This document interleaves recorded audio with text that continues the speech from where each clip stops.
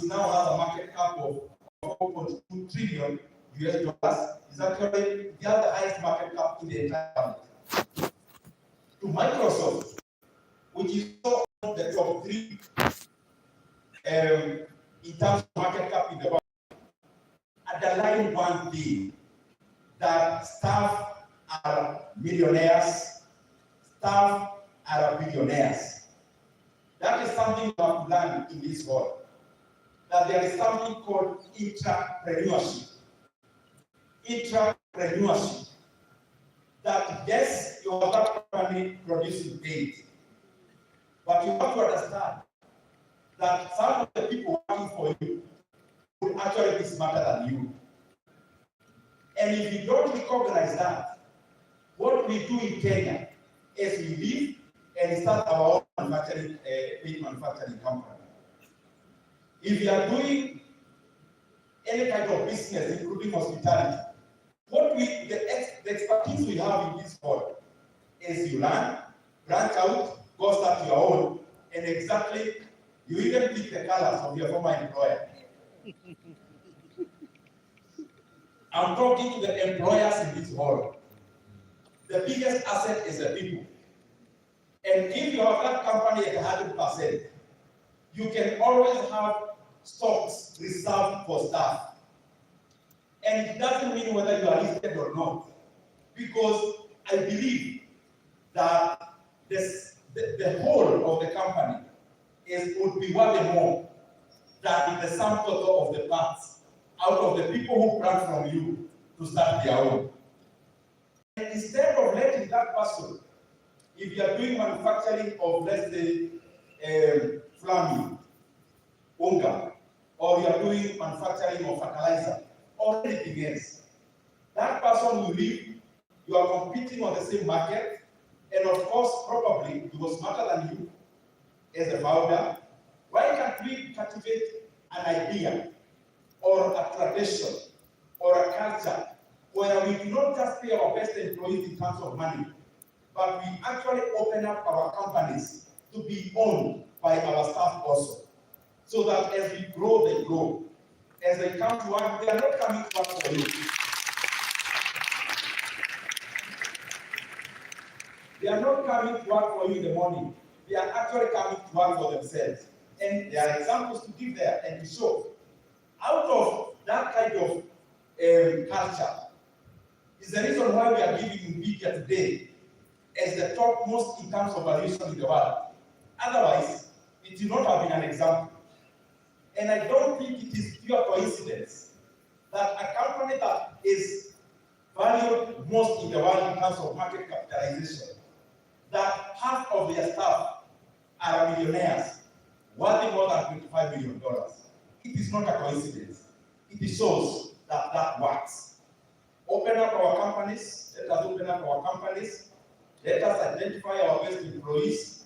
Let us also continue and start off giving them stakes, because you would rather have your stake decimated to 45%, one more or one more like Microsoft, instead of starting a small minute thing where you hold by yourself, you want to pay your employees, they get ideas from you, they go start their own, then you have so many small micro businesses in Kenya, in an economy like Kenya.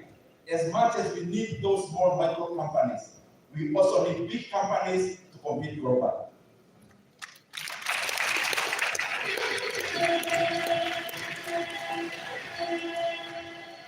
Lastly, the reason why in Kenya, in Africa, in the developing countries, we always want to be close to power, that a young man in Africa would rather join politics. Of course, we all know it's because of proximity to also resources.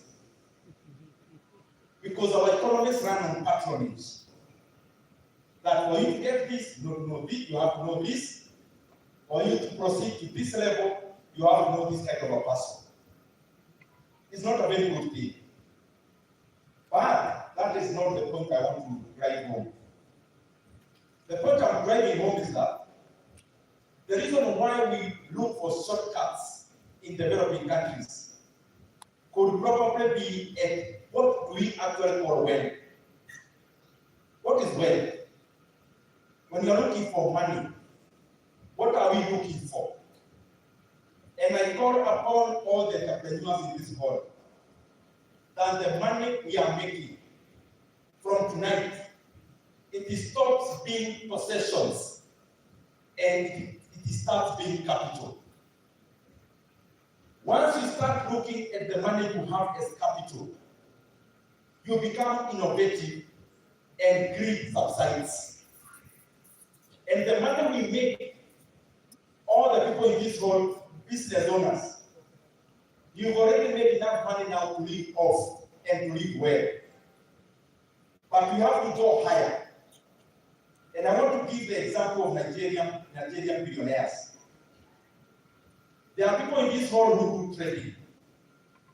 There are people in this world who do imports from China and elsewhere. There are people in this world who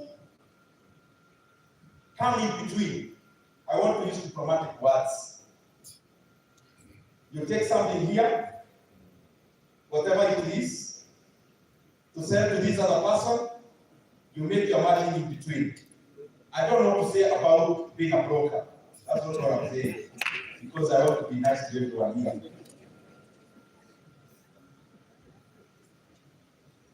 Nigerian billionaires, what do? After we do all those jobs of being an importer, actually what they have done, what they do. Let me use Dagote.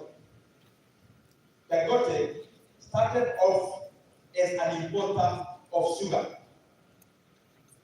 Proceeded to use the same profit he made out of sugar to start sugar mills in Nigeria. At some point he was importing fertilizer. The same profit he took or he made out of importing fertilizer, he was not satisfied with that alone, because that was majorly benefiting him. He went ahead to use that profit to start a manufacturing of fertilizer. Now we are talking about a man who has now built the biggest refinery in Africa and the fourth in the world, worth more than 20 billion in terms of the money sunk in to that project. That is the kind of mentality we must cultivate. That we do not become obsessed by only owning for owning's sake. That we just want to make money to own things. We must make our money also be the driver of the economy by also deploying our capital into areas that whereas they are making us more money, the monies are also helping our economy. Because when we create a virtuous cycle, when we do well as business people, and our capital helps our economy to do even better, then the constant of our businesses even do or they are catapulted to even perform even better.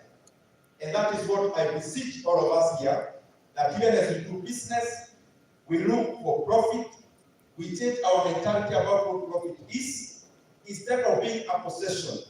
Let us use it as new capital to be deployed into new areas. Thank you very much, and God bless you.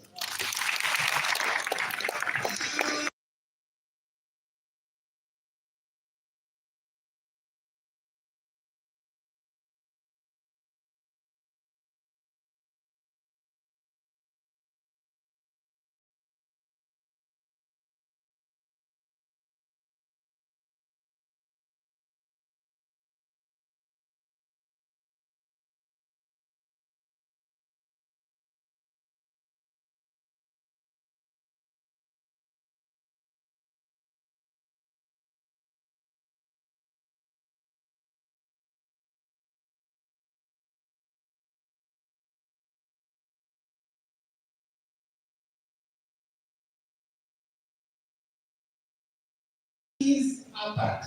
Okay, so once your feet on at ease, this is she can the spread. Not so much, just kidogo ya kuweza kupiga mtu teke kando ukitaka. Are you there? You are on a part? Good. So from your apart, put your left hand on your waist, your left hand. Let's see how far you can stretch to your right. Ukisikia kabisa kamekaka, we do an age catching up. Alright? Yeah. So I want you. Your left hand is on your waist and you want to go all the way down to your right. Let's try to see how far you can go to your right. Try. Unasikia kiuno kinastretch. Unakasikia